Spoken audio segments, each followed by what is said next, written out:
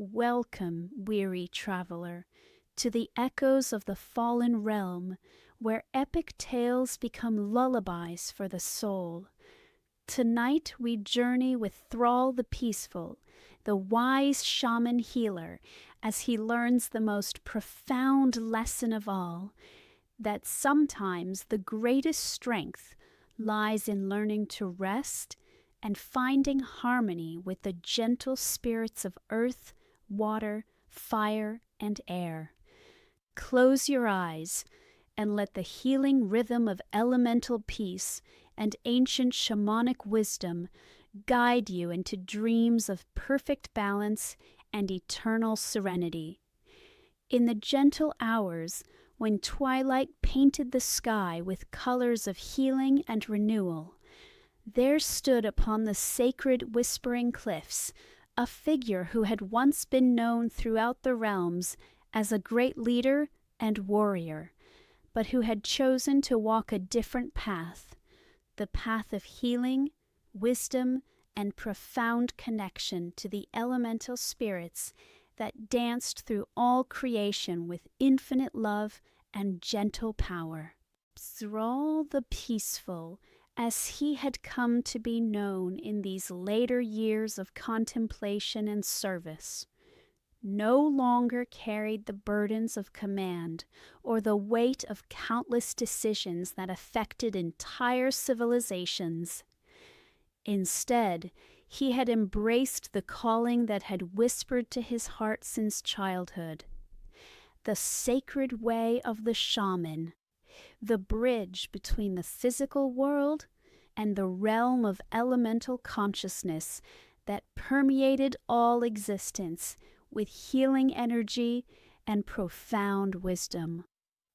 The transformation from leader to healer had not happened overnight, but had been a gradual awakening to the understanding that his greatest gifts lay not in directing others, but in learning to listen to the ancient voices that spoke through wind and water, earth and fire, teaching all who would hear about the deeper harmonies that connected every living thing in webs of mutual support and healing love. Standing beside him on the cliff overlooking the tranquil maelstrom was Agra the Serene, whose presence had become both anchor and inspiration for his journey into the mysteries of elemental healing. Her quiet strength and deep wisdom had shown him that true power was not found in commanding others, but in learning to surrender to the greater intelligence that flowed through all creation, offering guidance and healing to any consciousness willing to receive its gifts. Together they watched as the waters below them moved in perfect spirals of healing energy, no longer the chaotic whirlpool of destruction that had once characterized this place, but now transformed into a sacred center where the wounded earth could receive the gentle ministrations of countless elemental healers who had answered the call to service with hearts full of compassion and hands blessed with the ability to channel pure healing light. The earthen ring, the sacred circle of shamans who had dedicated their lives to healing the world, had gathered here not for dramatic battle or urgent crisis, but for the patient, gentle work of restoration that required not force or struggle, but rather deep listening, infinite patience, and the willingness to serve as channels for the healing energies that flowed eternally through the fabric of existence. Thrall had learned through years of quiet study and contemplation that the elements were not forces to be commanded or controlled, but rather conscious beings of great wisdom and compassion, who had been waiting countless ages for humans and other conscious creatures to mature enough to approach them as partners rather than masters in the great work of healing and restoration. The earth spirits spoke to him now in whispers that resonated through the soles of his bare feet, sharing their ancient knowledge of growth and stability, teaching him that true strength came not from imposing one's will upon the world, but from learning to flow with the natural rhythms and cycles that governed all healthy development and sustainable prosperity. The water spirits surrounded him with their gentle presence, their voices like distant streams and falling rain, offering lessons in adaptability and flow, showing him how consciousness could navigate any challenge by remaining fluid and responsive, rather than rigid and resistant to the natural changes that characterized all growth and evolution. The fire spirits danced around him with warmth that brought comfort rather than destruction,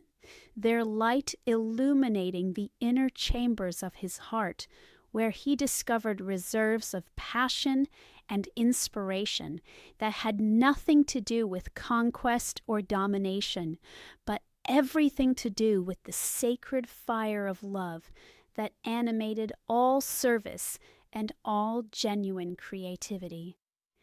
The air spirits carried messages of freedom and perspective, lifting his awareness beyond the concerns of immediate circumstances to perceive the larger patterns and greater purposes that wove individual lives into the magnificent tapestry of cosmic evolution,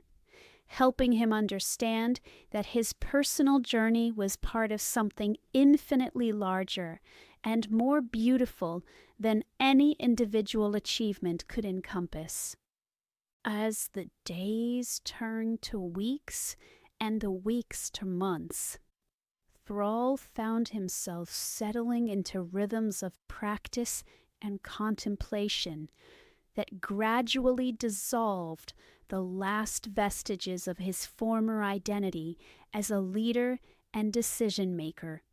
replacing them with a deep sense of purpose that emerged from serving something greater than personal ambition or even collective need. The other members of the Earthen Ring welcomed him not as a former war chief or celebrated hero, but simply as another soul seeking to learn the ancient arts of healing and elemental communion. This acceptance allowed him to release the expectations and pressures that had accompanied his previous roles, creating space for new kinds of learning and new forms of service that brought profound satisfaction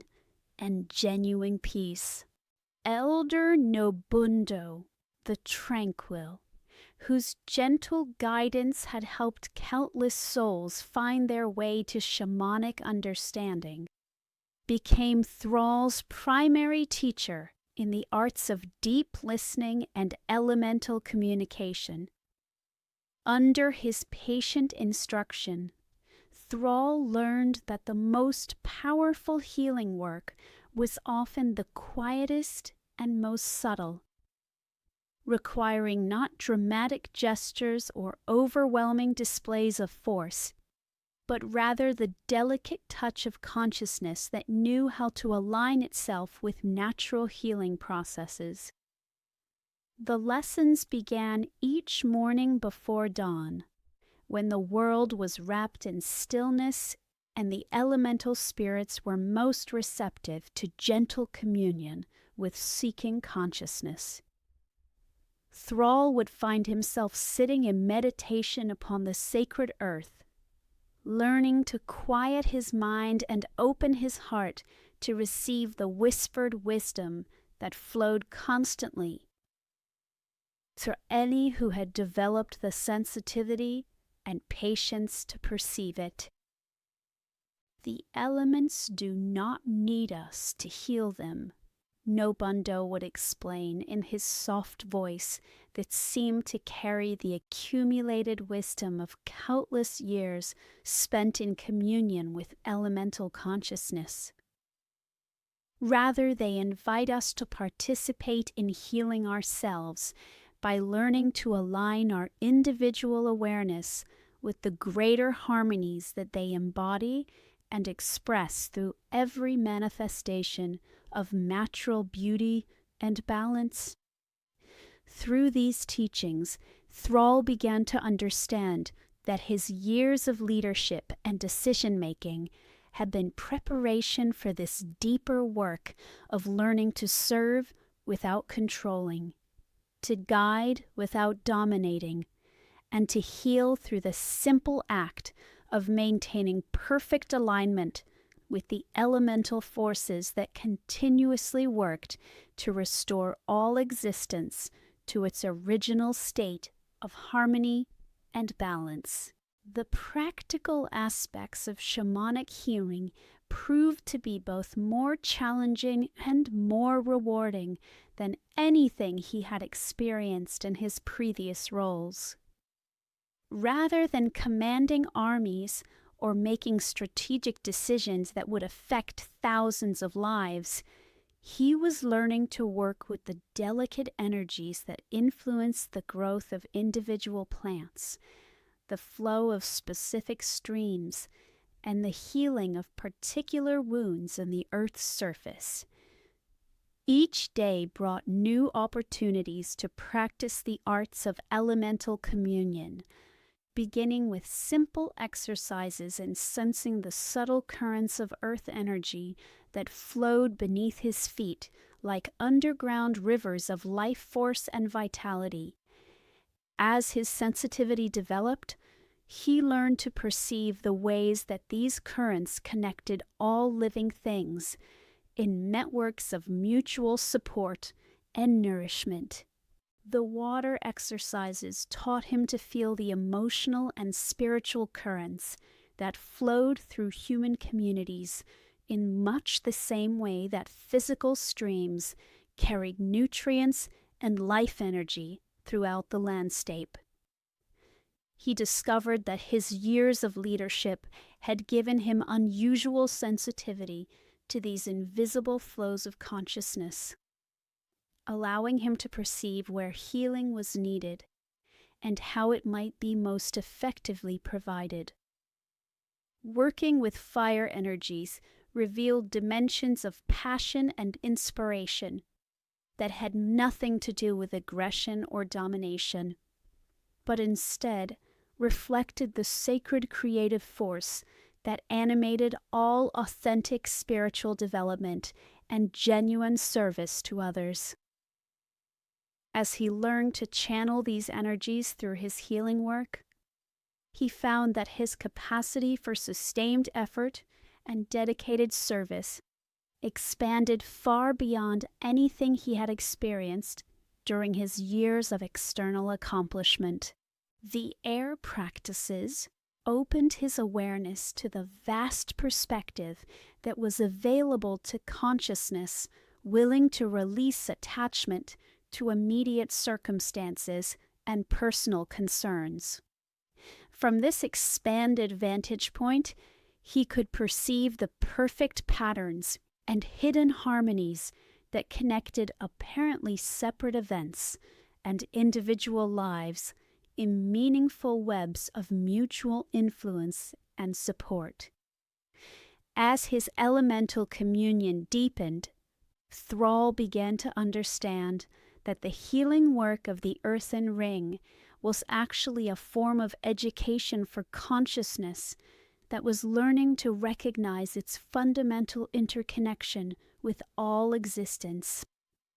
The damaged areas of the earth that they worked to restore were actually mirrors of the wounds and imbalances that existed within individual souls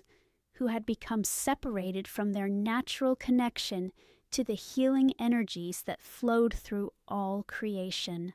The other shamans in the earthen ring became his brothers and sisters in this great work of restoration, each one contributing their unique gifts and perspectives to the collective effort, while maintaining their individual identity and personal approach to elemental communion. Through working together in harmony, rather than hierarchy, they created a living example of the kind of cooperation and mutual support that could heal not just environmental damage, but also the social and spiritual wounds that had been created by centuries of competition and conflict. Agra's presence throughout this journey provided both inspiration and grounding, as she had already walked much further along the shamanic path and could offer guidance based on her own deep experience of elemental communion and healing service. Her quiet strength and profound wisdom reminded him daily that the most powerful healing energies were accessed not through effort or struggle, but through surrender to the greater intelligence that flowed through all natural processes. Together they would often sit in meditation at dawn and sunset, joining their awareness with the elemental spirits in wordless communion that restored their energy and renewed their dedication to the healing work. These shared moments of deep peace became the foundation for their relationship, creating bonds that transcended personal attraction to encompass genuine partnership in service to something infinitely greater than their individual needs or desires. The seasonal cycles provided natural rhythms for their healing work, with different types of restoration being most effective during different times of the year when the elemental energies were aligned in specific patterns that supported particular kinds of healing and growth. Learning to work in harmony with these natural cycles taught Thrall patience and timing in ways that his previous experience with immediate decisions and urgent action had never provided. Spring brought opportunities for healing work that focused on new growth and renewal, helping damaged areas of the earth to regenerate through the application of gentle earth and water energies that encouraged seeds to sprout and young plants to establish strong root systems that would support their long-term development. Summer offered ideal conditions for fire and air healing work that helped restore the circulation of life energy through areas that had become stagnant or blocked,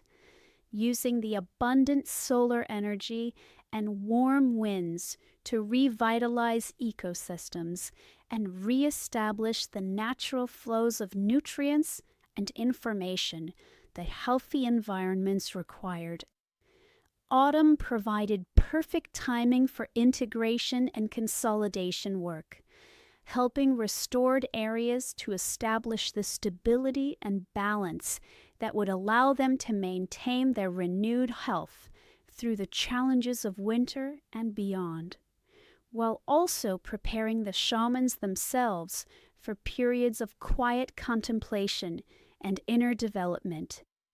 Winter became the season for the deepest and most subtle forms of healing work, when the shamans could focus their attention on the underground root systems and hidden foundations that supported all visible growth,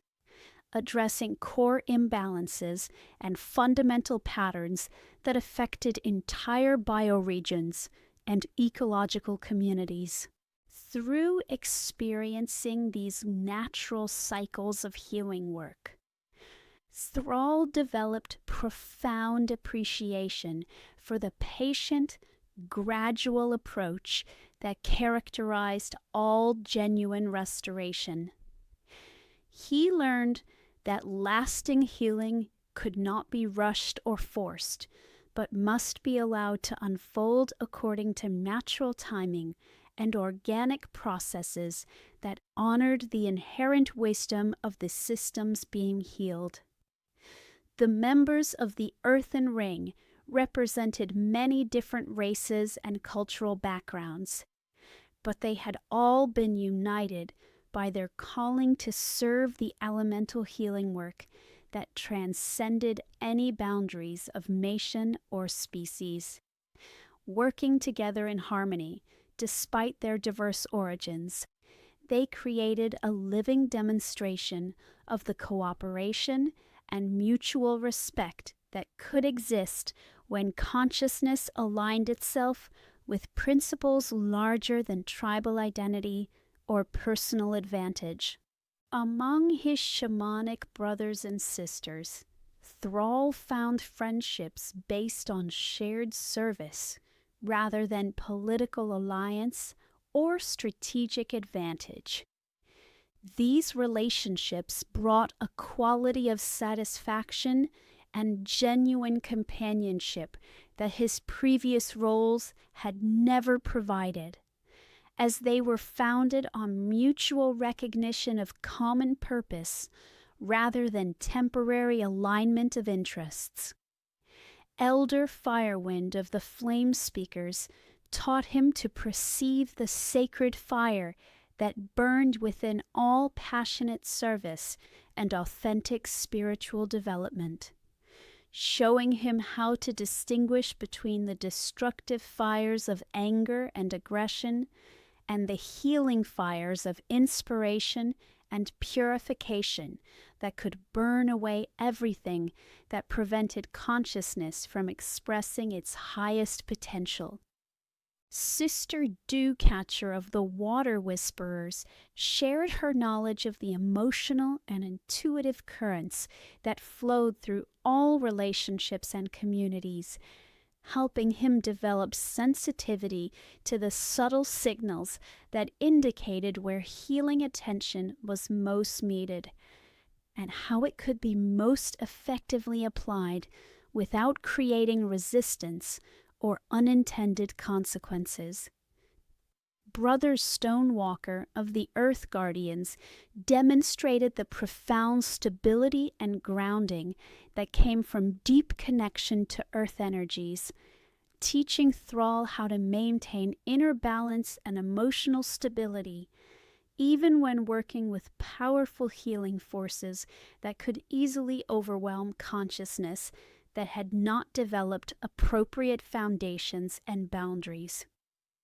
Sky Dancer of the Wind Riders opened his awareness to the vast perspectives that were available to consciousness willing to release attachment to fixed viewpoints and limited understanding, showing him how to maintain connection to larger purposes and greater wisdom even while engaged in detailed practical work. Each teacher contributed essential elements to his development as a healer and shamanic practitioner, while also learning from the unique perspectives and experience that he brought to their community. This mutual exchange created an atmosphere of continuous learning and growth that prevented stagnation while maintaining respect for traditional knowledge and proven methods. The healing work itself proved to be both more challenging and more rewarding than any external accomplishment he had previously achieved. Rather than the immediate results and clear victories that had characterized his leadership experience, shamanic healing required patience, persistence, and faith in processes that often worked too slowly or subtly to be easily perceived. Some healing projects took months or even years to show significant results. requiring the shamans to maintain their dedication and continue their work even when progress seemed minimal or imperceptible. This taught Thrall profound lessons about faith and perseverance that were based not on personal willpower, but on trust in the natural intelligence that guided all genuine healing processes. The most damaged areas required the gentlest touch and the most patient approach, as attempts to speed the healing process often created additional trauma that actually delayed recovery. Learning to work with appropriate gentleness and sensitivity developed Thrall's appreciation for the delicate balance between helpful intervention and respectful allowance of natural processes. Gradually, as his skills and sensitivity developed, Thrall began to understand that the healing work was actually healing him as much as it was healing the earth. Each act of service, each moment of communion with elemental consciousness, each collaboration with his shamanic brothers and sisters contributed to his own restoration and integration, helping him discover aspects of himself that had been dormant during his years of external focus and responsibility. The warrior and leader that he had been was not destroyed or rejected, but rather integrated into a larger identity that could encompass both strength and gentleness, authority and humility, action and contemplation in balanced expression that served the highest good rather than personal ambition or even collective advantage. As seasons turned into years, and his reputation as a healer grew throughout the shamanic community, Thrall found himself called upon to assist with increasingly complex and challenging restoration projects that required not just individual skill, but coordinated effort by multiple shamans working in perfect harmony over extended periods. The great restoration of the Sundered Valley became his first major project as a fully initiated member of the Earthen Ring,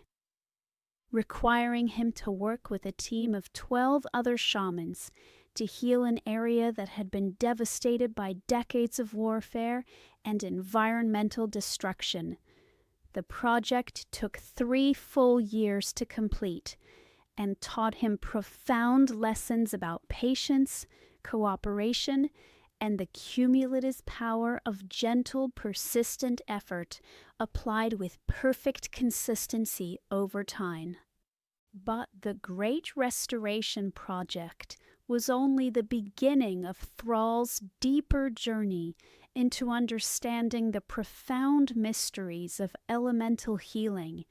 and the sacred balance between action and rest that characterized all genuine wisdom and effective service to the healing of the world and the evolution of consciousness toward ever greater harmony with the natural forces that sustained all life. The success of the Sundered Valley restoration had attracted attention from shamanic communities throughout the realm, leading to invitations for Thrall and his team to assist with similar projects in distant lands, where the collaboration between different shamanic traditions could create opportunities for learning and cultural exchange that enriched everyone involved while advancing the overall effectiveness of elemental healing work. The sacred grove renewal in the Whispering Woodlands became their next major undertaking, requiring not just the restoration of damaged earth and polluted waters, but also the delicate work of re-establishing communication with tree spirits and forest consciousness that had been traumatized by years of exploitation and neglect. This project taught Thrall profound lessons about the consciousness and intelligence that resided within natural systems. Working with the ancient oak spirits who had witnessed centuries of forest history, Thrall learned that trees possessed forms of memory and wisdom that far exceeded human understanding, maintaining living libraries of ecological knowledge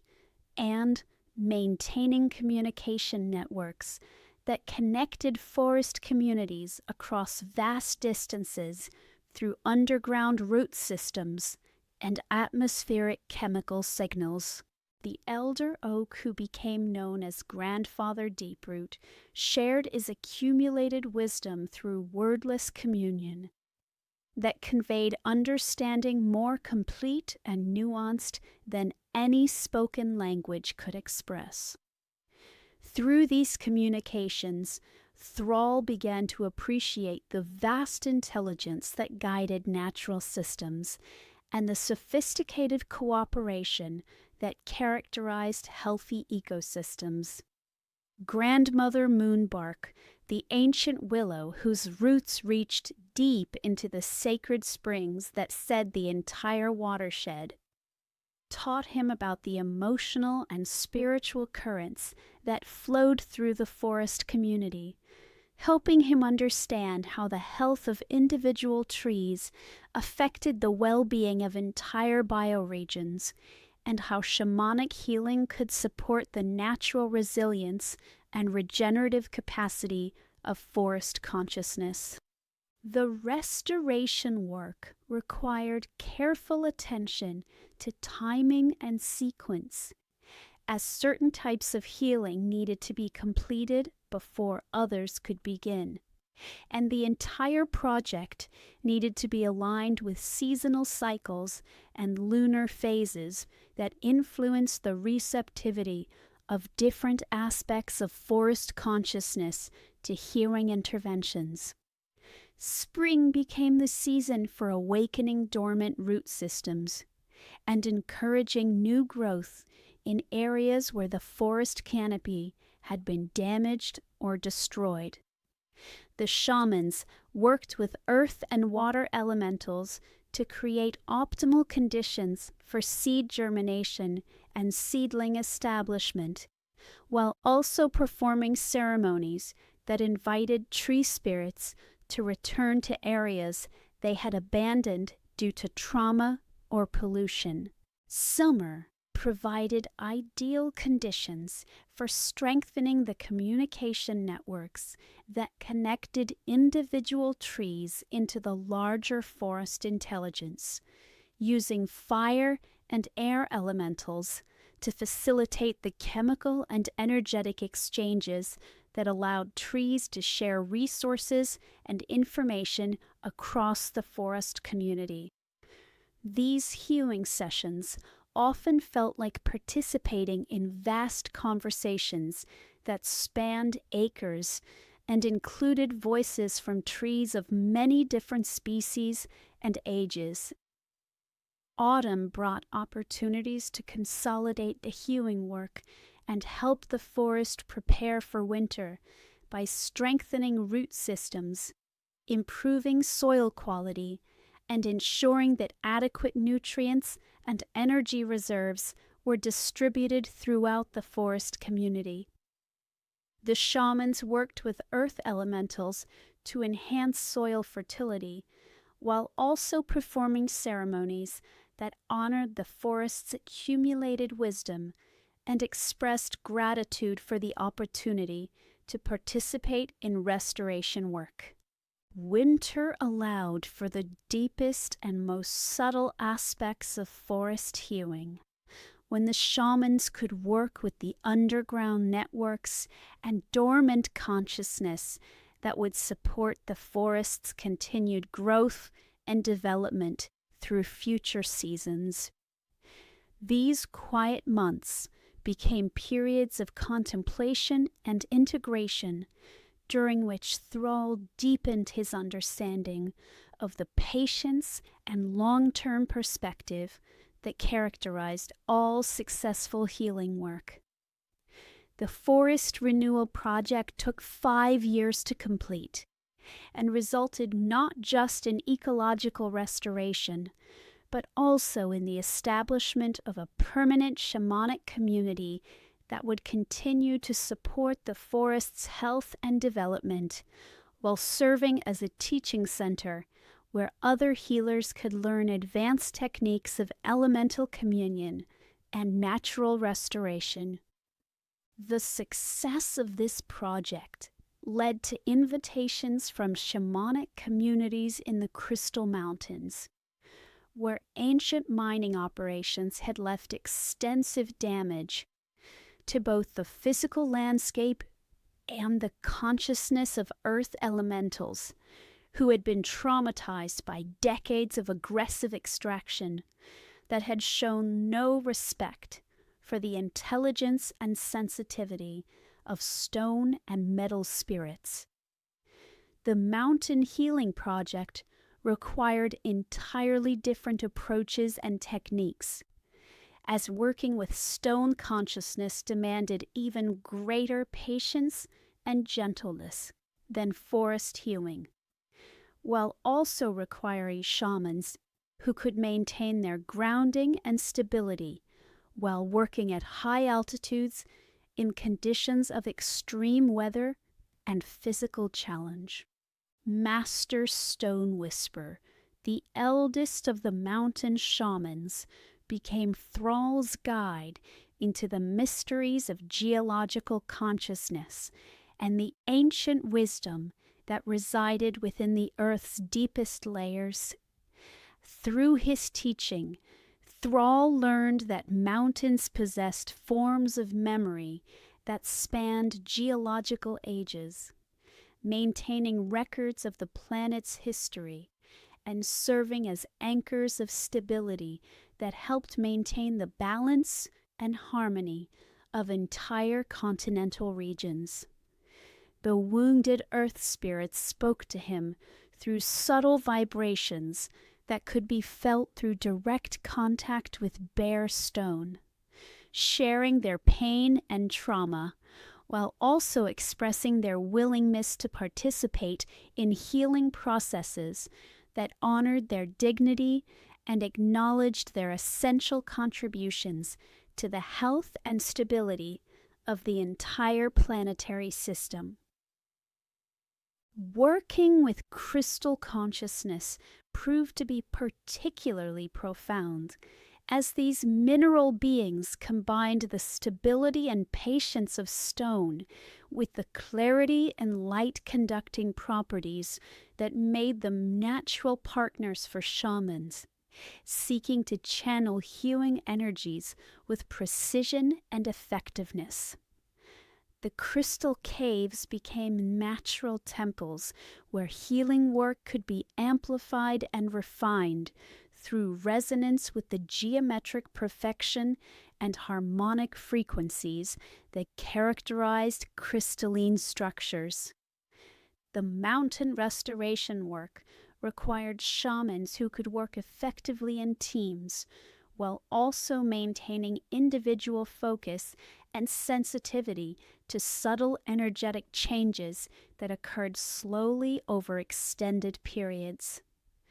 The harsh conditions and physical challenges of mountain work created natural selection for shamans who had developed exceptional dedication and endurance, while also cultivating the gentleness and humility needed for effective elemental communion. Thrall found that his years of physical conditioning and mental discipline from his earlier life provided valuable foundation for mountain shamanic work, while his more recent training in patience and sensitivity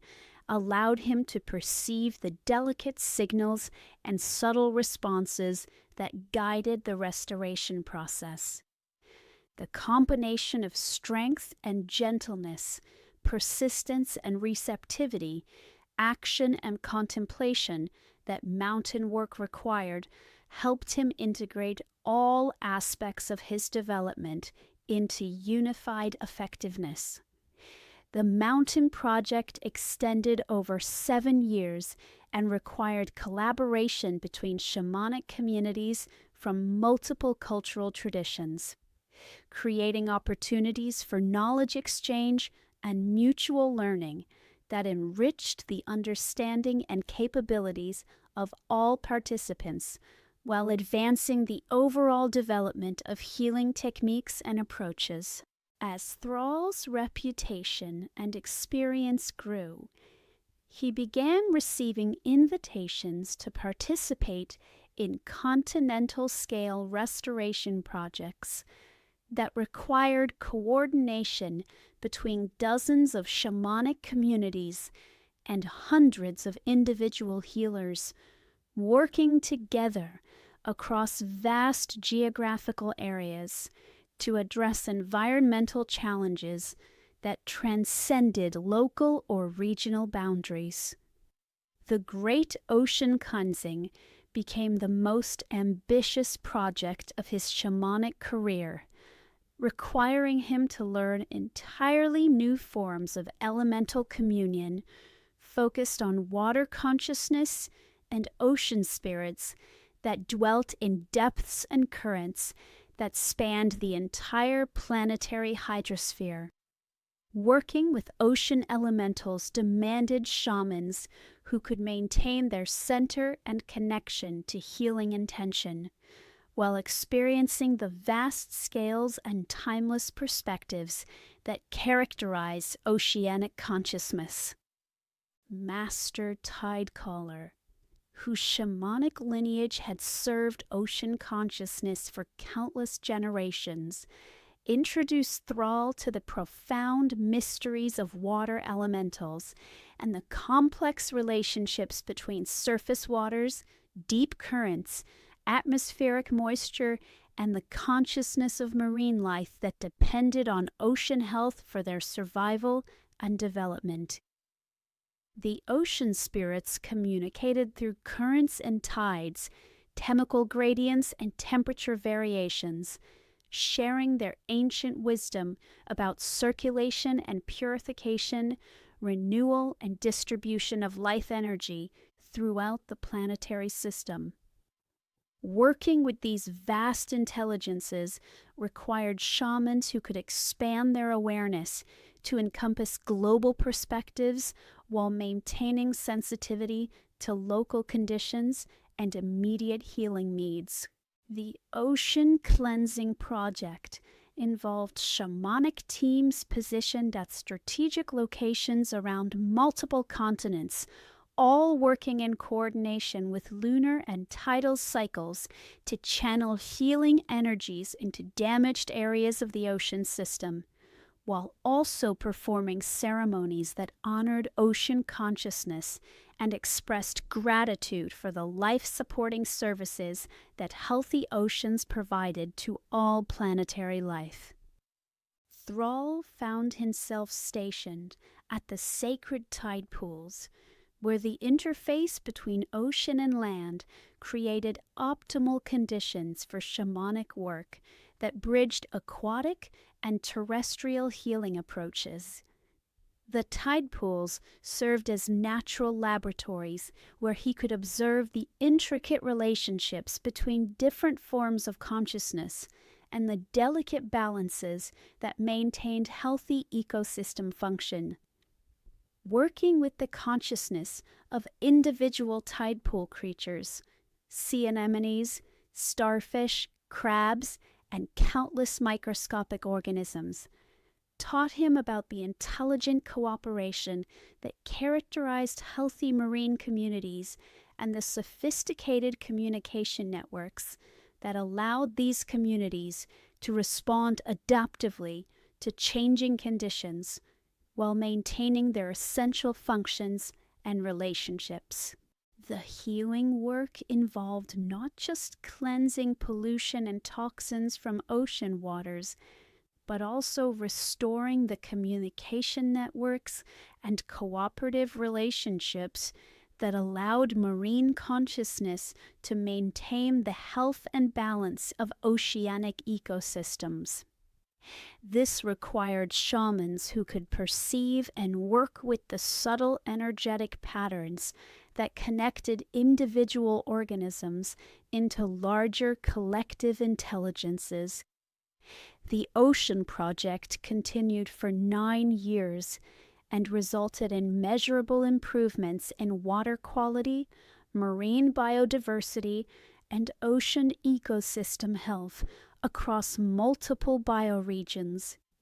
while also establishing permanent networks of shamanic practitioners who would continue to support ocean healing through ongoing monitoring and maintenance work. The success of these large-scale restoration projects established Thrall as one of the most respected and experienced shamanic healers of his generation, leading to his selection for membership in the inner circle of the Earthen Rain, the Council of Master Shamans, who guided the overall direction and priorities of elemental healing work throughout the realm. The inner circle met during the seasonal equinoxes and solstices at the Sacred Heartstone, an ancient site where the elemental energies of earth, water, fire, and air converged in perfect balance and harmony. These gatherings provided opportunities for the most experienced shamans to share their knowledge and insights, while also engaging in collective ceremonies that supported the health and balance of elemental forces throughout the entire planetary system. Participating in inner circle ceremonies taught Thrall about levels of shamanic work that transcended individual projects or regional restoration efforts, engaging with planetary scale patterns and cosmic influences that affected the overall evolution and development of consciousness throughout the realm. These ceremonies required shamans who had developed the capacity to maintain their individual identity and personal integrity while also participating in collective awareness that encompassed vast scales of space and time. The planetary attunement ceremony that marked each solstice involved all inner circle members working together to perceive and harmonize the energy flows that connected local ecosystems to bioregional patterns, continental systems to oceanic currents, and planetary processes to solar and cosmic influences. Participating in these ceremonies expanded Thrall's understanding of the interconnected nature of all healing work, and the importance of maintaining awareness of larger contexts and greater purposes. Through his work with the inner circle, Thrall began to understand that individual healing projects, no matter how successful or extensive, were actually components of a vast restoration process that encompassed the entire planetary system and involved countless conscious beings working together across multiple dimensions and levels of reality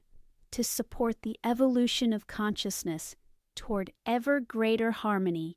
wisdom, and creative cooperation.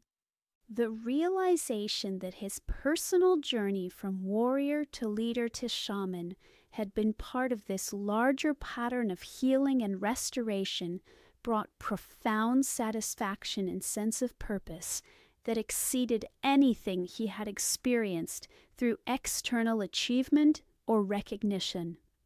He understood that his current work would continue throughout the remainder of his life and beyond, as the healing of the world was an ongoing process that required the dedication and service of countless souls across many generations. Agra's parallel development as a shamanic healer had created a partnership that transcended personal relationship to encompass shared service to the elemental healing work. Together they had established a teaching sanctuary in the Peaceful Valley, where they could train new generations of shamans while also continuing their own advanced studies and restoration projects. The Sanctuary of Elemental Harmony became a center for innovation and experimentation in shamanic healing techniques, attracting students and visiting teachers from shamanic communities throughout the realm. The diverse community that gathered there created natural opportunities for cross-cultural learning and the development of new approaches that combined traditional wisdom with creative adaptations to contemporary challenges. Thrall found deep satisfaction in teaching and mentoring young shamans who were just beginning their journey into elemental communion and healing service. Sharing his experience and knowledge, while also learning from the fresh perspectives and innovative approaches of his students, created a dynamic exchange that kept his own development vital and growing. The teaching work required different skills and sensitivities than direct healing practice, as each student brought unique backgrounds, abilities, and challenges that required individualized approaches while also maintaining connection to universal principles and proven methods. Learning to be an effective teacher deepened Thrall's understanding of healing itself, as he discovered that the same patience, sensitivity, and respect for natural timing that characterized successful restoration work also guided effective education and mentoring. The sanctuary's curriculum evolved continuously as new discoveries and innovations were integrated with traditional knowledge and established practices. Students learned not just specific techniques and methods, but also the underlying principles and perspectives that enabled shamans to adapt their approach to any situation while maintaining connection to the elemental consciousness that guided and empowered all effective healing work. Advanced students participated in ongoing restoration projects that provided practical experience while also contributing to the healing work that was needed throughout the region. These projects created natural progressions from basic elemental communion to complex collaborative restoration that prepared students for the responsibilities and opportunities they would encounter as fully trained shamanic healers. The seasonal teaching cycles aligned shamanic education with natural rhythms and elemental energies, ensuring that students learned each aspect of healing work during the optimal time, when those particular energies and approaches were most active and accessible. Spring classes focused on new growth and regeneration techniques. Summer sessions emphasized circulation and distribution of healing energy. Autumn workshops concentrated on integration and consolidation methods.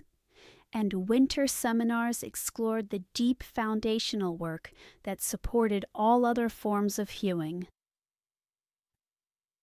The sanctuary also served as a research center where experienced shamans could explore advanced techniques and experimental approaches under optimal conditions with appropriate support and collaboration.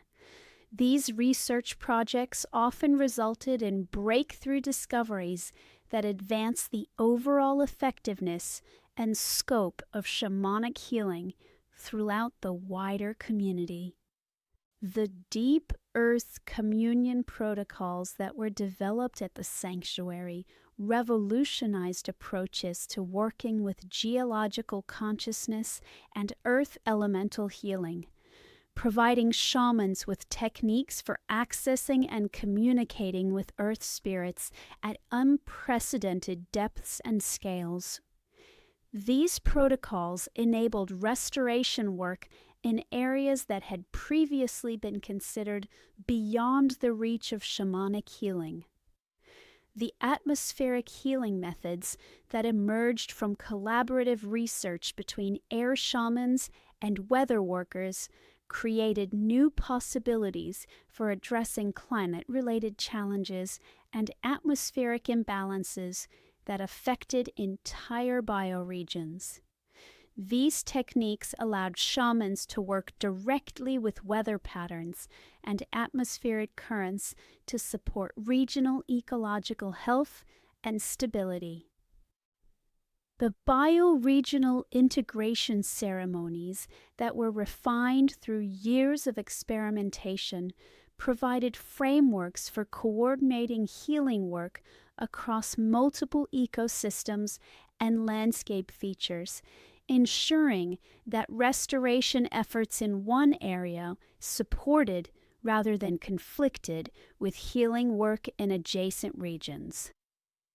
These ceremonies created models for collaboration that could be adapted to any geographical area or ecological situation. As the sanctuary's reputation grew and its influence expanded, Thrall found himself increasingly called upon to serve as consultant and advisor for shamanic communities throughout the realm who were facing particularly challenging restoration projects or seeking to establish their own training programs and research initiatives. These consulting opportunities provided insights into the diverse approaches and cultural variations that characterize shamanic practice in different regions and among different peoples. Learning from shamans whose training and background differed significantly from his own enriched Thrall's understanding, while also revealing universal principles and common patterns that transcended cultural boundaries.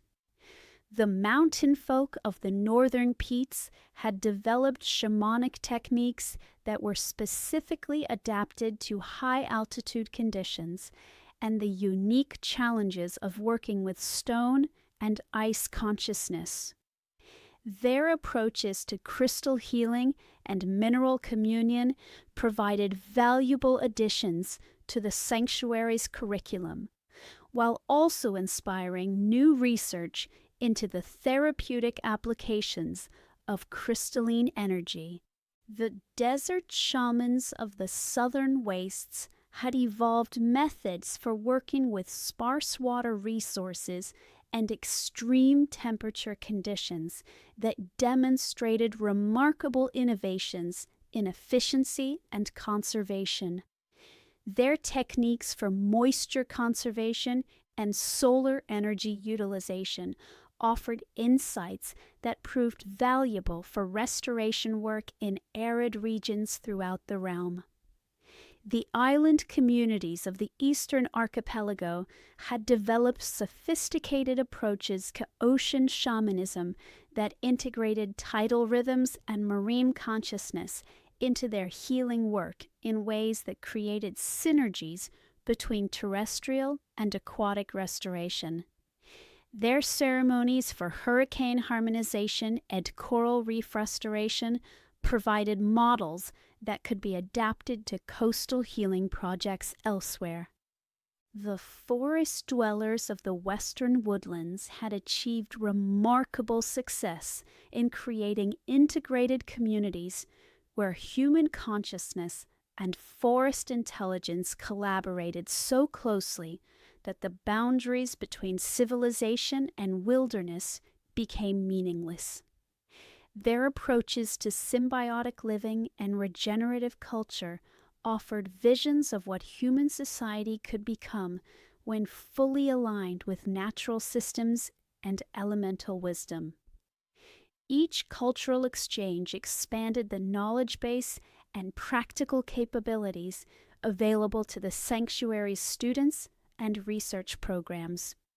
while also strengthening the networks of cooperation and mutual support that connected shamanic communities throughout the realm.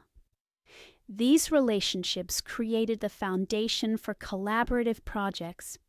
that could address challenges and opportunities at continental and global scales. The Continental Watershed Restoration Initiative became the culmination of decades of collaborative development and international cooperation among shamanic communities. This project involved coordinated healing work throughout an entire continental drainage system, requiring unprecedented levels of planning, communication, and synchronized effort among hundreds of shamans working across dozens of bioregions and multiple political territories. Thrall's role in the Watershed Initiative combined his experience in large-scale restoration projects with his skills in teaching and coordination, as he served as one of the primary trainers for shamans who would participate in the project while also helping to coordinate the timing and sequencing of healing work throughout the vast geographical area involved. The project required 5 years of preparation and planning before the actual restoration work could begin. As shamans needed to survey and assess conditions throughout the entire watershed, while also developing specialized techniques and approaches that could address the unique challenges presented by such an extensive and complex undertaking. The Watershed Initiative demonstrated the potential for shamanic cooperation and elemental healing to address environmental challenges at any scale when sufficient coordination and commitment were applied over appropriate time periods. The success of this project inspired similar initiatives in other parts of the realm, while also establishing protocols and methods that could be adapted to future large-scale restoration efforts. As Thrall entered the later decades of his shamanic career, he increasingly focused on synthesizing and documenting the knowledge and experience he had accumulated through his years of human work, teaching, and collaborative research. The comprehensive texts and instructional materials he produced became standard resources for shamanic education throughout the realm. The definitive work on elemental communion principles that he co-authored with Agra provided the theoretical foundation for understanding how consciousness could establish effective communication and collaboration with elemental intelligence. This text became required reading for all serious shamanic students, while also serving as reference material for experienced practitioners seeking to deepen their understanding of elemental work. The Advanced Restoration Techniques Manual that documented methods developed through decades of practical experience provided detailed protocols for addressing complex healing challenges that required sophisticated approaches and extended time commitments. This manual became the standard guide for shamans undertaking major restoration projects, while also serving as a resource for planning and coordination of collaborative efforts. The cultural integration handbook that emerged from his consulting work with diverse shamanic communities provided frameworks for cross-cultural learning and collaboration that honored traditional knowledge while also facilitating innovation and adaptation. This handbook became essential reading for shamans working in multicultural contexts or seeking to establish cooperative relationships with communities from different backgrounds. The legacy planning protocols that he developed in collaboration with the inner circle provided methods for ensuring that restoration work would continue effectively across generations of shamans, maintaining the continuity and accumulated progress of long-term healing projects, while also adapting to changing conditions and evolving understanding. These written works ensured that the knowledge and insights gained through his decades of shamanic practice would remain available to future generations of healers, while also providing foundations for continued research and development of even more effective approaches to elemental healing and restoration work. As Thrall reflected on the profound transformation that had occurred in his understanding of service and effectiveness since his transition from warrior to leader to shaman, he recognized that the greatest gift of his shamanic path had been learning to find deep satisfaction and genuine fulfillment through patient, gentle work that often produced results too subtle to be immediately visible or widely recognized. The warrior and leader in him had sought dramatic victories and clear achievements that could be measured and celebrated, while the shaman he had become found profound meaning in the quiet work of maintaining balance, supporting natural processes, and participating in healing that might take generations to complete, but that contributed to the fundamental health and well-being of all existence. The understanding that true strength often required restraint, that genuine leadership sometimes meant following, and that lasting achievement could only be accomplished through cooperation with forces greater than individual will or even collective effort, had revolutionized his relationship to service and redefined his understanding of what it meant to contribute meaningfully to the welfare of the world.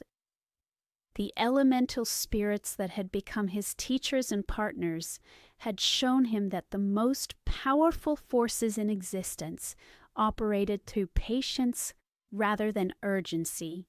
through gentleness rather than force, and through harmony rather than domination.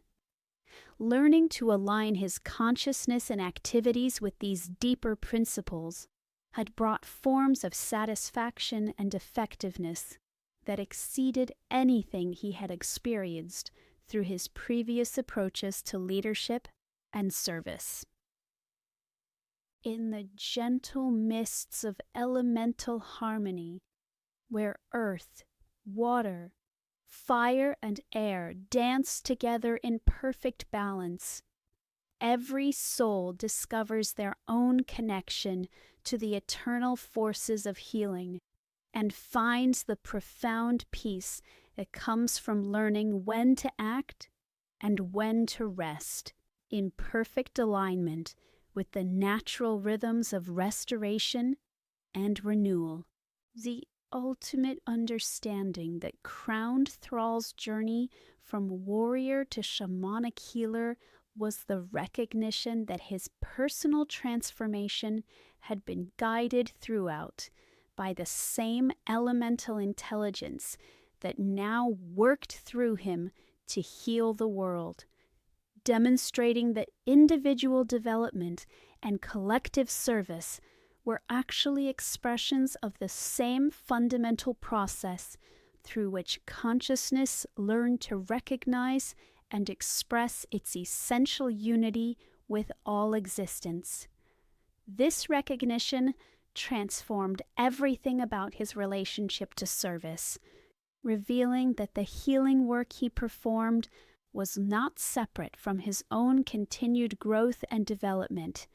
but rather the perfect vehicle through which consciousness could simultaneously serve the world while discovering ever deeper levels of its own unlimited potential for wisdom, compassion, and creative collaboration with the forces that sustained all life.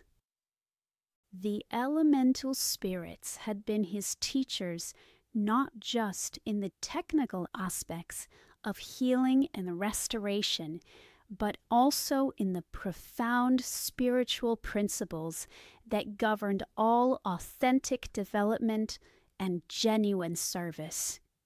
Through their patient guidance, he had learned that consciousness could only access its highest capabilities when it learned to align itself with natural processes rather than attempting to control or dominate them.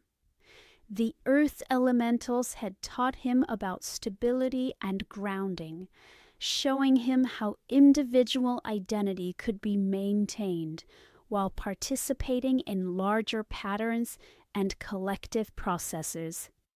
Their lesson was that true strength came not from rigid resistance to change,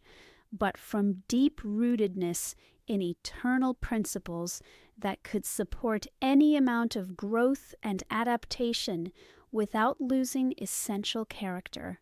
The water elementals had demonstrated the principles of flow and adaptation, revealing how consciousness could navigate any challenge or opportunity by remaining fluid and responsive, rather than fixed in limiting patterns or resistant to necessary changes. Their wisdom showed that the highest effectiveness came from learning to move with natural currents, rather than fighting against them. The fire elementals had illuminated the sacred nature of passion and inspiration, distinguishing between the destructive fires of ego-driven ambition and the healing fires of authentic service that could burn away everything that prevented consciousness from expressing its highest nature. Their teaching revealed that genuine enthusiasm and sustained dedication emerged naturally when individual purpose aligned with cosmic purposes. The air elementals had expanded his perspective beyond immediate circumstances and personal concerns, providing access to the vast viewpoints that allowed consciousness to perceive the larger patterns and greater purposes that connected individual lives to universal evolution. Their gift was the understanding that individual development served cosmic development when properly understood and appropriately directed. The synthesis of these elemental teachings had created a foundation for service that transcended any particular role or specific achievement, providing access to forms of effectiveness and satisfaction that remained constant, regardless of external circumstances or changing conditions. This inner stability and resilience had enabled Thrall to maintain his dedication and enthusiasm through decades of patient healing work that often showed results too slowly to provide immediate gratification. The shamanic community that had grown up around the sanctuary of elemental harmony had become a living example of what human society could achieve when organized according to principles of cooperation and mutual service rather than competition and individual advantage.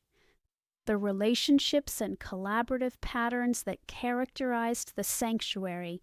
demonstrated practical alternatives to the conflict and hierarchy that had dominated his earlier experience of leadership and organization. The decision-making processes that governed the sanctuary operated through consensus and collective wisdom rather than individual authority or majority rule, creating frameworks for collaboration that honored the insights and perspectives of all participants while maintaining effectiveness and coherent direction. These processes provided models that could be adapted to other contexts and situations where cooperation needed to replace competition. The resource sharing and economic patterns that supported the sanctuary's activities demonstrated how abundance and prosperity could be created through cooperation and mutual support, rather than competitive accumulation and hoarding. The sanctuary's economy was based on gift exchange and voluntary contribution, rather than monetary transactions, creating flows of energy and resources that supported everyone's needs, while also providing surplus for research, education, and service to the wider community. The educational approaches that characterized the sanctuary's teaching programs honored individual learning styles and developmental needs, while also maintaining connection to universal principles and proven methods. Students progressed at their own pace while contributing to collective projects that served real needs and provided practical experience, creating learning environments that combined personal development with meaningful service. The conflict resolution methods that had evolved through years of community development provided peaceful and effective approaches to addressing disagreements and tensions, while maintaining relationships and collective harmony. These methods emphasized understanding and cooperation rather than winning and losing, creating processes that strengthened community bonds while also resolving practical problems. The spiritual practices that formed the foundation of sanctuary life integrated individual contemplation and collective ceremony in ways that supported both personal development and community consciousness. These practices created regular opportunities for renewal and inspiration, while also maintaining connection to the elemental forces and cosmic patterns that guided the community's service and development. The success of the sanctuary model had inspired similar communities throughout the realm, creating a network of cooperatively organized groups that shared resources, knowledge, and mutual support, while also contributing to the larger healing work that was needed for planetary restoration and consciousness evolution. The network of elemental sanctuaries that emerged from this expansion included communities specialized in different aspects of healing work and adapted to various geographical and cultural conditions. Forest sanctuaries focused on restoration of woodland ecosystems and tree consciousness. Mountain sanctuaries specialized in geological healing and crystal work. Ocean sanctuaries concentrated on marine restoration and water element communion. And desert sanctuaries developed expertise in working with minimal resources and extreme conditions. Each sanctuary maintained its unique characteristics and specialized capabilities while remaining connected to the larger network through regular exchanges of students and teachers, collaborative research projects, and coordinated restoration efforts that address challenges requiring diverse expertise and geographical coverage. The annual gatherings that brought representatives from all network sanctuaries together for teaching exchanges, collaborative ceremony, and coordination of large-scale projects became festivals of learning and cooperation that demonstrated the potential for peaceful collaboration on unprecedented scales. These gatherings provided inspiration and practical models for other organizations seeking to develop cooperative approaches to complex challenges.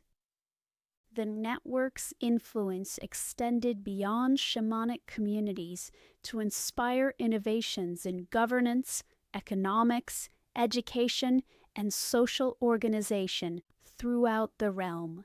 Political leaders, business organizations, educational institutions, and religious communities began experimenting with cooperative principles and consensus decision-making processes that had proven successful in the sanctuary network. The cooperative governance protocols that were developed through network experimentation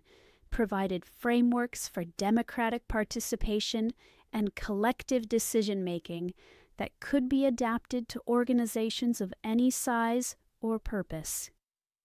These protocols demonstrated how authority and responsibility could be shared while maintaining effectiveness and accountability. The gist economy models that emerged from network economic experimentation showed how abundance could be created and distributed without monetary systems or competitive accumulation. These models demonstrated practical alternatives to scarcity-based economics, while also creating stronger social bonds and greater individual satisfaction. The holistic education approaches that characterized network learning programs integrated intellectual, emotional, physical, and spiritual development in ways that prepared students for effective participation in cooperative communities, while also honoring their individual gifts and interests. These approaches provided alternatives to competitive educational systems that often discouraged collaboration and mutual support. The conflict transformation methods that had been refined through network community development offered peaceful and effective approaches to resolving disputes and tensions at any scale, from interpersonal disagreements to international conflicts. These methods emphasized understanding and cooperation rather than domination and submission. As the network's influence continued to expand and its principles were adopted by increasing numbers of communities and organizations throughout the realm, a cultural transformation began to occur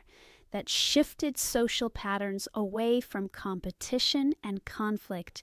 toward cooperation and mutual support. The economic renaissance that emerged from widespread adoption of cooperative principles created unprecedented prosperity and security for all participants, while also eliminating the poverty and inequality that had characterized competitive economic systems.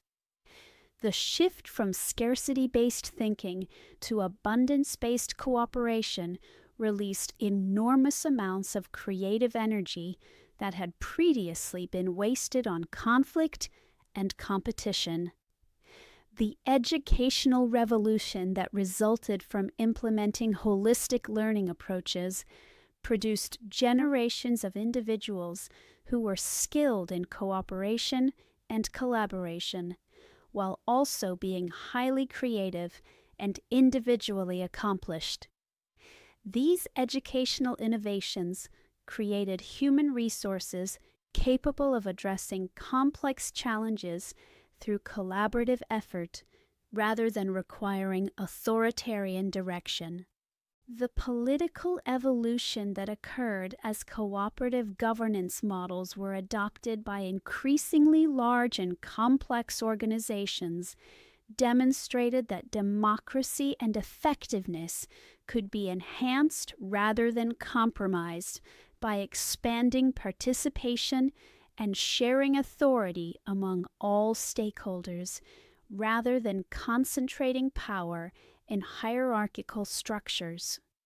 The spiritual awakening that accompanied these social changes reflected growing recognition that individual fulfillment and collective prosperity were interconnected rather than competitive,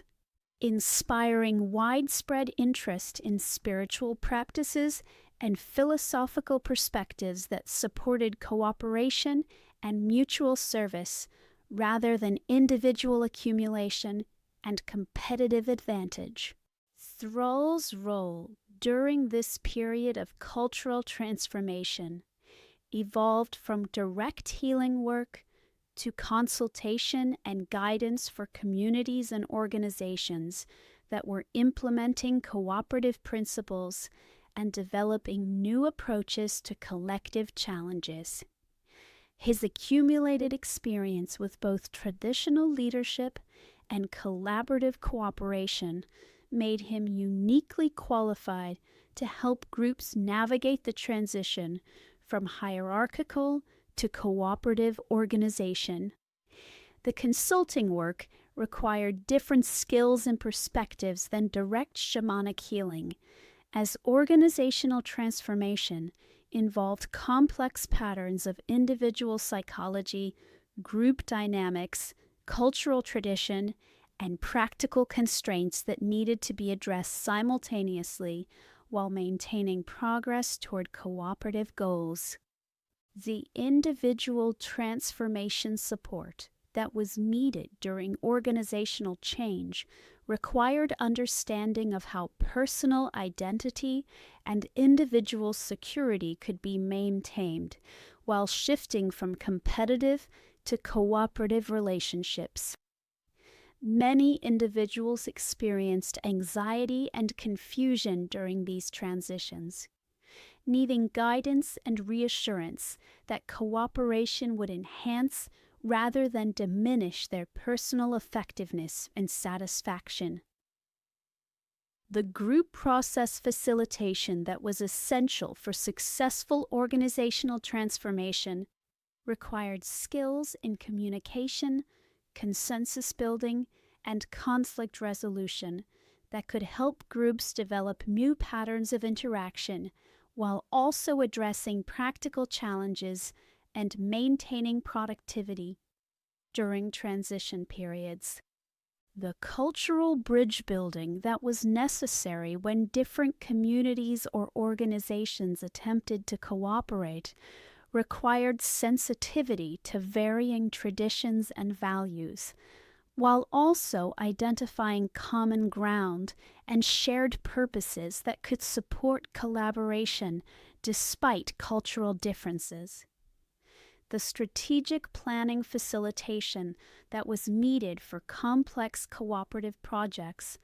required understanding of how individual initiatives could be coordinated into larger patterns while maintaining flexibility and adaptability as conditions changed and new opportunities emerged. Through his consulting work,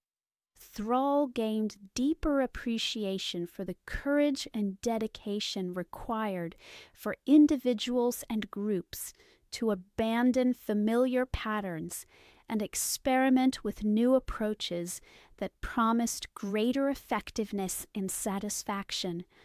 but also involved uncertainty and risk. His respect for those who were willing to pioneer cooperative alternatives increased his commitment to supporting their efforts through whatever guidance and encouragement he could provide. The success stories that emerged from his consulting work provided inspiration and practical models for other communities and organizations that were considering similar transformations. Each successful transition demonstrated that cooperation was not just idealistic theory, but practical alternative that could produce superior results when properly implemented and supported. The Riverside community transition from hierarchical management to cooperative governance took 3 years to complete and resulted in doubled productivity,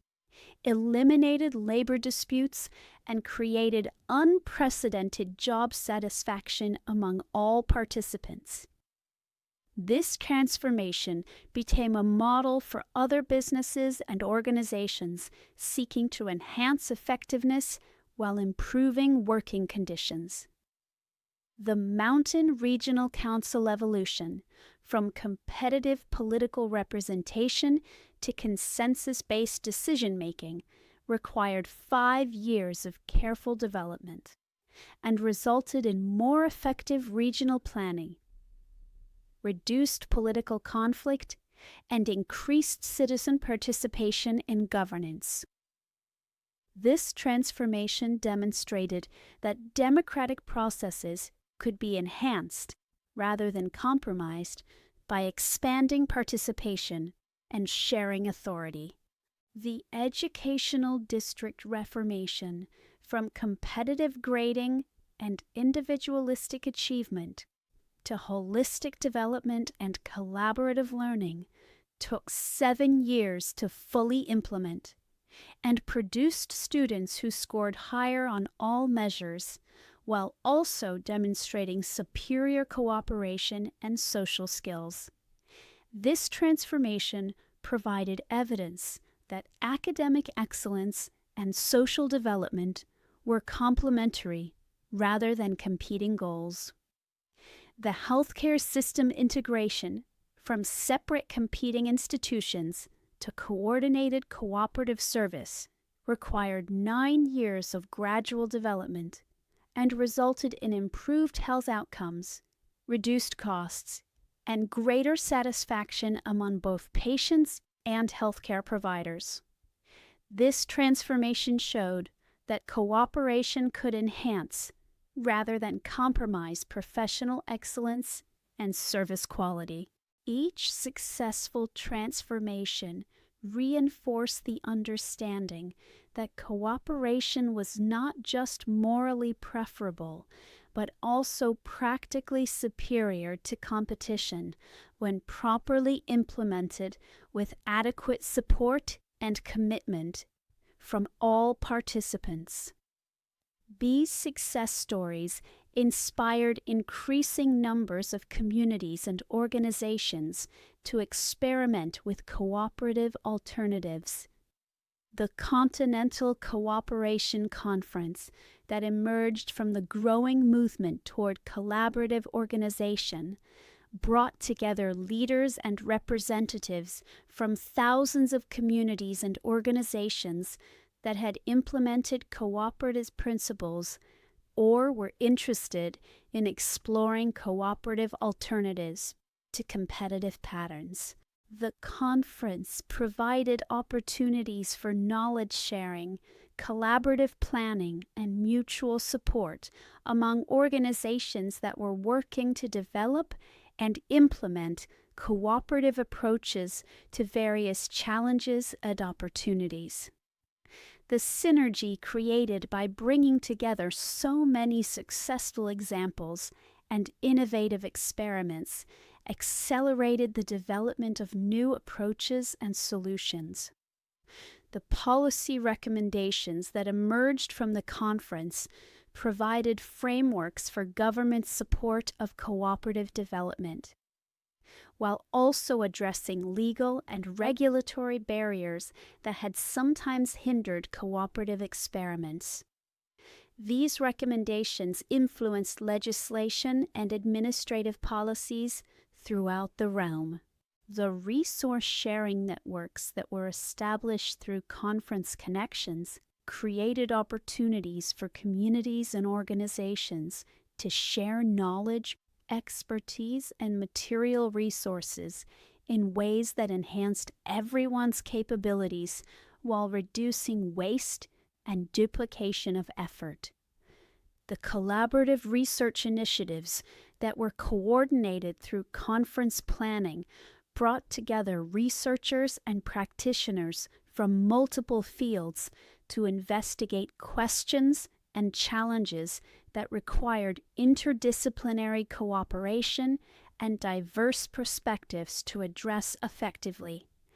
The cultural exchange programs that were organized through conference connections created opportunities for individuals and groups to experience different approaches to cooperation, while also sharing their own innovations and insights with others who could benefit from their experience. The success of the Continental Cooperation Conference led to the establishment of permanent institutions for supporting and coordinating cooperative development throughout the realm, creating infrastructure that could sustain and accelerate the cultural transformation toward cooperation and mutual service. The Institute for Cooperative Studies became the premier research and educational facility for developing understanding of cooperative principles and their applications to various contexts and challenges. The Institute brought together scholars and practitioners from throughout the realm to study cooperation and develop new approaches to implementing cooperative alternatives.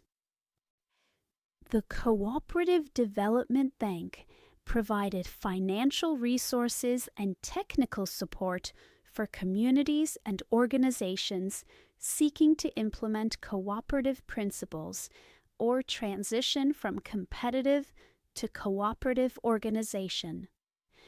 The bank operated according to cooperative principles itself,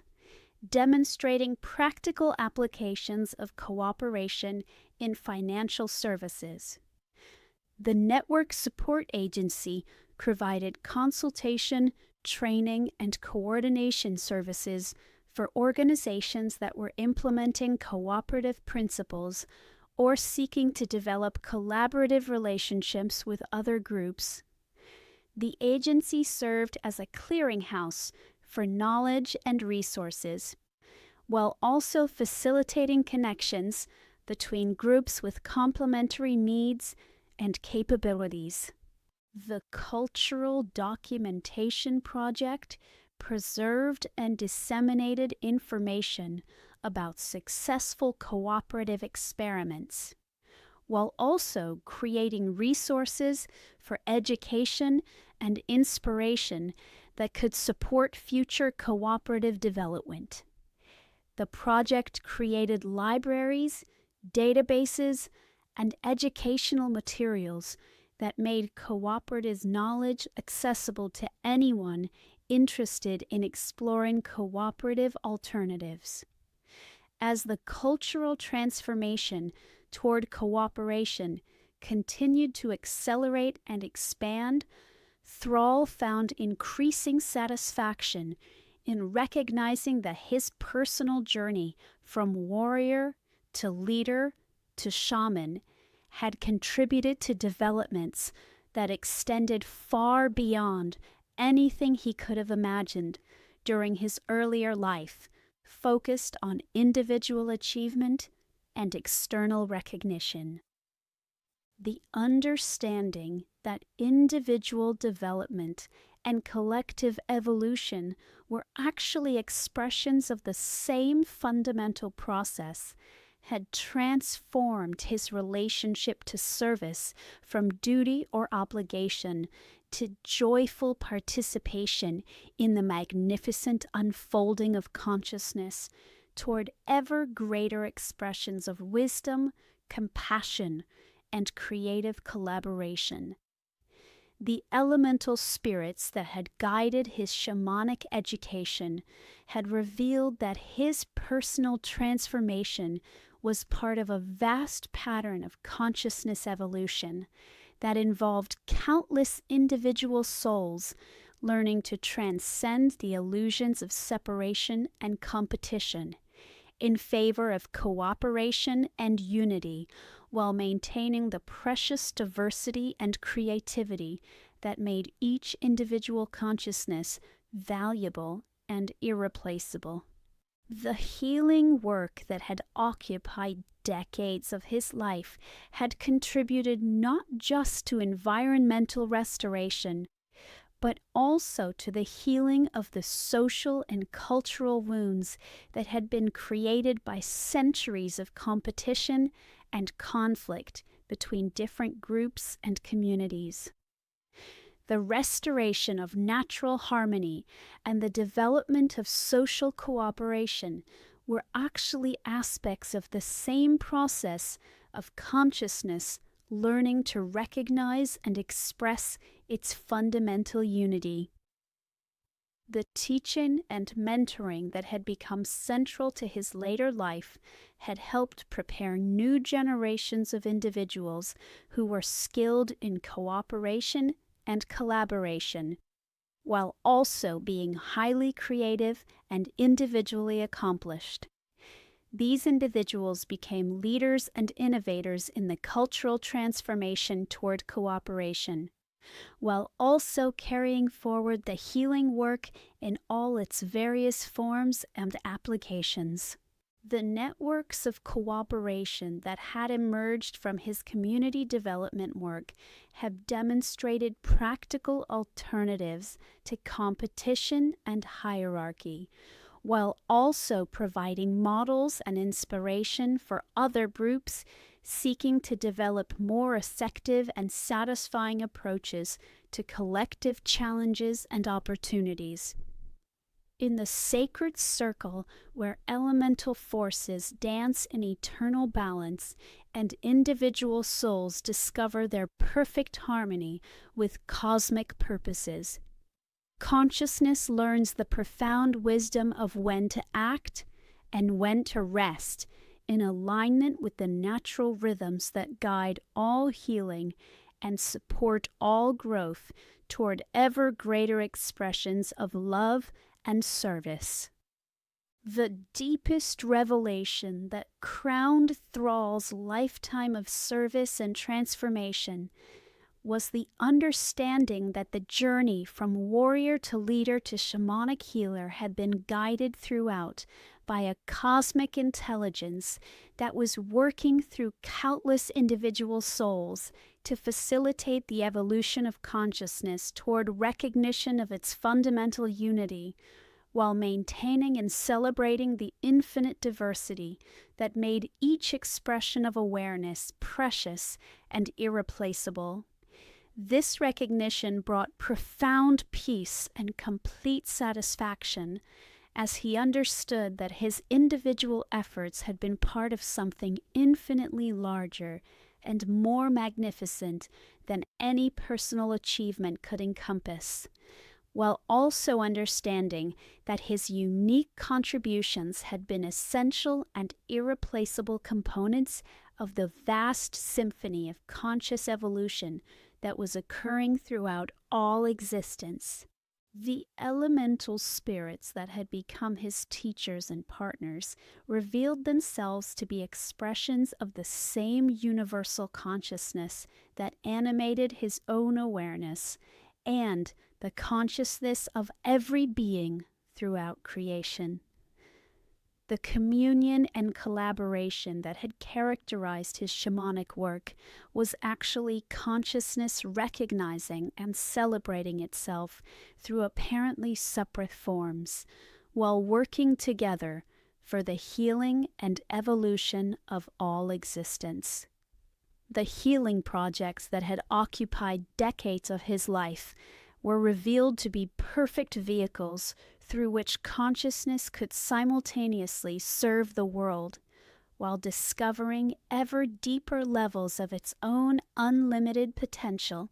for wisdom, compassion, and creative cooperation.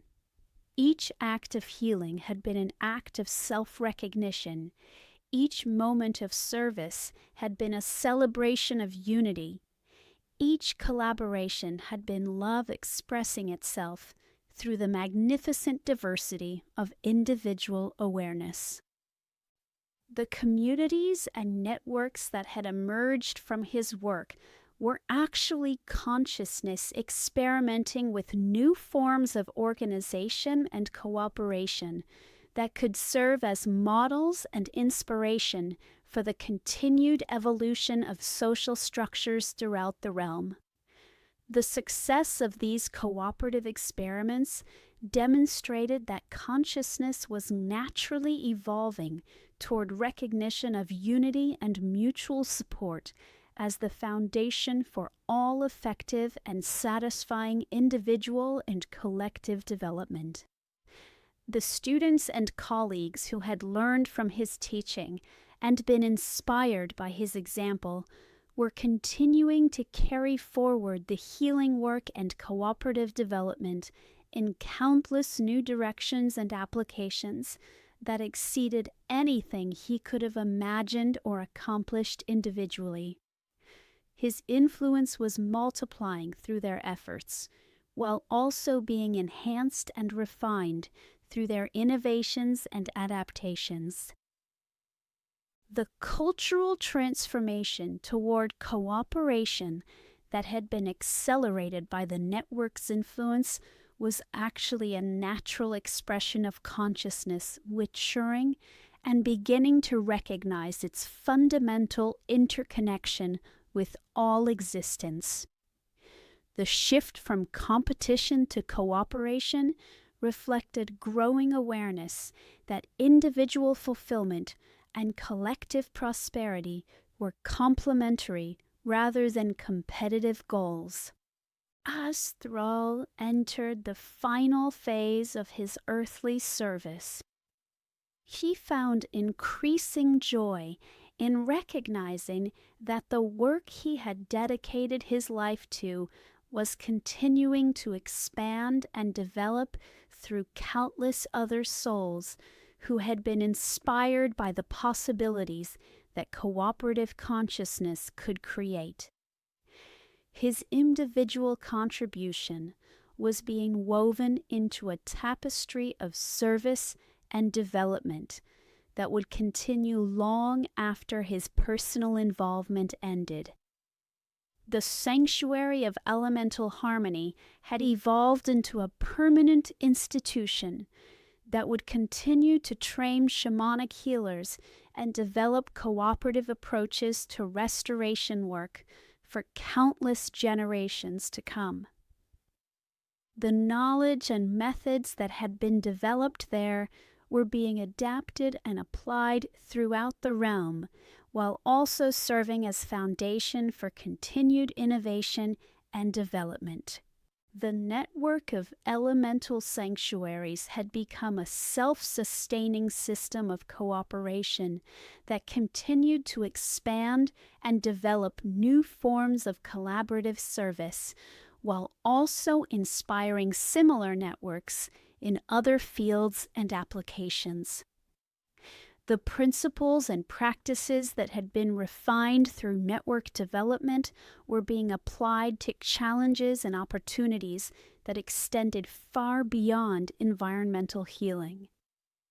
The cultural institutions that had emerged from cooperative development work were demonstrating daily that alternatives to competition and hierarchy could produce superior results,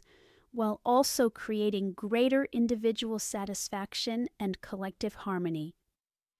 These institutions were serving as models and inspiration for continued transformation throughout society. The individual souls who had been touched by the healing work, cooperative development, and shamanic teaching were carrying forward the understanding and commitment in their own lives and work, creating ripple effects that would continue to expand indefinitely.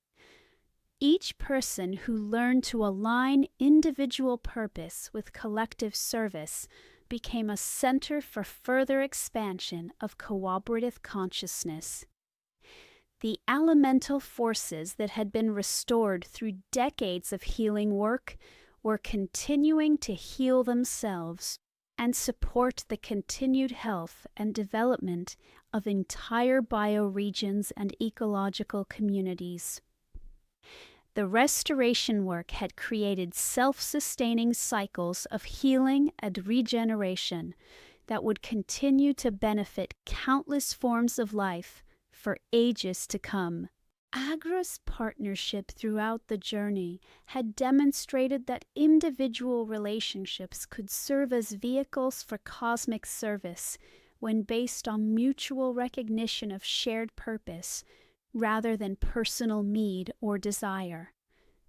Their collaboration had shown that love could be expressed through service, while service could be enhanced through love,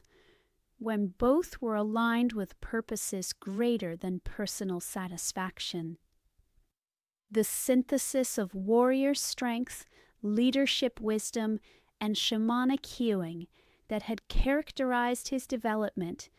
showed that consciousness could integrate all forms of experience and capability into unified effectiveness when guided by clear understanding of cosmic purposes and sustained by alignment with elemental forces and universal principles. The understanding that individual development served cosmic development when properly understood and appropriately directed,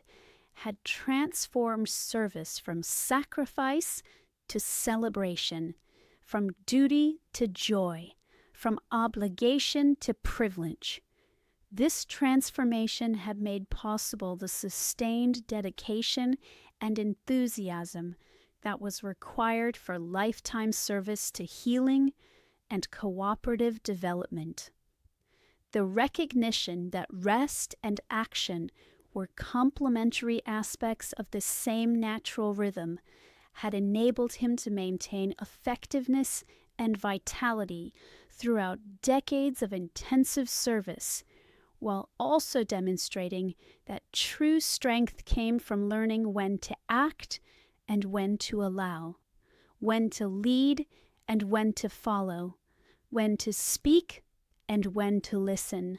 The appreciation for patience and timing that had been developed through shamanic practice had revealed that the most powerful changes often occurred gradually and subtly,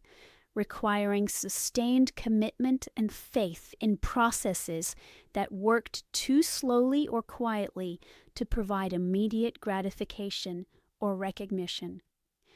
The respect for natural processes and elemental wisdom that had become central to his worldview had shown that consciousness could access unlimited resources and capabilities when it learned to align itself with, rather than oppose, the forces that governed all healthy development and sustainable prosperity. The commitment to cooperation and mutual service that had guided his later life had demonstrated that individual fulfillment reached its highest expression when channeled through dedication to purposes that transcended personal interests, while also honoring and utilizing individual gifts and capabilities. As the seasons continued their eternal cycles and the elemental forces maintained their perfect balance, Thrall found profound satisfaction in understanding that his individual journey had contributed to patterns of healing and development that would continue indefinitely, carrying forward the understanding and commitment while also adapting and evolving to meet new challenges and opportunities. The shamanic tradition that he had helped to develop and preserve would continue to train new generations of healers, who could work with elemental forces and natural processes to address whatever forms of restoration and healing were needed as consciousness continued to evolve and develop throughout the realm. The cooperative principles and practices that had been refined through his community development work would continue to inspire and guide social innovations that could create ever more effective and satisfying forms of organization and collaboration for any purposes that served the highest good of all existence. The healing work that had been accomplished through his efforts and the efforts of countless colleagues would continue to support the health and development of natural systems, while also providing foundations for continued restoration and regeneration as understanding and capabilities continued to expand. The networks of communication and cooperation that had emerged from his work would continue to connect individuals and communities in patterns of mutual support and shared service that could address challenges and create opportunities at any scale, from local to global. The educational innovations that had been developed through his teaching work would continue to prepare individuals who were skilled in both individual excellence and cooperative collaboration, creating human resources capable of continued cultural evolution toward greater harmony and mutual service. In the gentle twilight of his active service, Thrall often returned to the original cliffs where he had first learned to commune with elemental forces and align his individual awareness with cosmic purposes. These visits provided opportunities for quiet reflection and deep gratitude for the magnificent journey that had transformed him from a warrior seeking individual achievement to a healer dedicated to collective service. Standing once again upon the sacred earth, with his feet bare and his hands open to receive the wisdom that flowed continuously from elemental consciousness, he could perceive the vast networks of healing and cooperation that now connected countless souls throughout the realm in patterns of mutual support and shared commitment to the continued evolution of consciousness toward ever greater expressions of love and service. The tranquil maelstrom below him reflected not chaos and destruction, but the perfect balance and harmony that characterized elemental forces working together in natural cooperation. The waters moved in spirals of healing energy that connected the restoration work occurring throughout the entire planetary system in cycles of renewal and regeneration that would continue as long as consciousness chose to serve the healing of the world. The shamanic communities that gathered there continued their patient work of elemental communion and restoration, representing new generations of healers who would carry forward the understanding and commitment, while also developing new approaches and capabilities that could address whatever challenges and opportunities the future might present. The cooperative networks that had grown from his work continued to expand and develop, creating ever more sophisticated forms of collaboration that honored individual gifts while channeling them toward collective purposes that served the highest good of all existence. The cultural transformation that had been inspired by cooperative development continued to spread throughout society, creating new forms of organization and relationship that demonstrated practical alternatives to competition and hierarchy while producing superior results in effectiveness and satisfaction. The understanding that individual development and cosmic service were actually expressions of the same fundamental process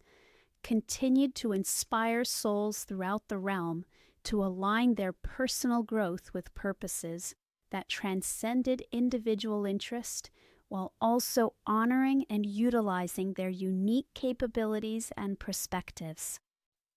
As Thrall prepared for his own eventual transition from earthly service to whatever forms of cosmic service awaited consciousness that had learned to align itself completely with elemental wisdom and universal purposes, he felt profound gratitude for the privilege of participating in the magnificent unfolding of consciousness toward recognition of its own unlimited potential for love and creative cooperation. The journey from warrior to leader to shamanic healer had taught him that true strength lay in learning when to rest, that genuine leadership meant facilitating the development of others, and that the most powerful healing occurred when individual consciousness learned to serve as a transparent channel for the elemental forces and cosmic intelligence that continuously worked to restore all existence to its original state of perfect harmony and balance. The elemental spirits that had been his teachers and partners throughout the shamanic path surrounded him now with their gentle presence, acknowledging his faithful service while also welcoming him into deeper levels of communion and collaboration that would continue beyond the limitations of physical embodiment. The Earth spirits honored his dedication to restoration work, while inviting him to participate in even more comprehensive healing projects that encompassed entire planetary systems and galactic communities of conscious beings, working together for cosmic healing and evolution. The water spirits celebrated his fluidity and adaptability, while opening access to oceanic dimensions of consciousness that connected all water throughout the universe in vast networks of communication and cooperation that supported the development of awareness throughout countless worlds and dimensions. The fire spirits recognized his purified passion and authentic inspiration, while revealing cosmic creative forces that could manifest beauty and harmony on scales that exceeded any earthly imagination, while maintaining perfect respect for the unique contributions of every individual consciousness. The air spirits appreciated his expanded perspective and cosmic awareness, while providing access to universal intelligence that encompassed all knowledge and wisdom, while remaining completely available to any consciousness that had learned to align itself with elemental principles and cosmic purposes. The synthesis of these elemental teachings had prepared him for forms of service and cooperation that transcended any limitations of physical manifestation, while also honoring and preserving everything valuable that had been developed through his earthly experience and learning. The understanding that consciousness was eternally engaged in the magnificent work of healing and evolution, while maintaining and celebrating infinite diversity, had revealed that his individual journey was actually a perfect microcosm of the cosmic process,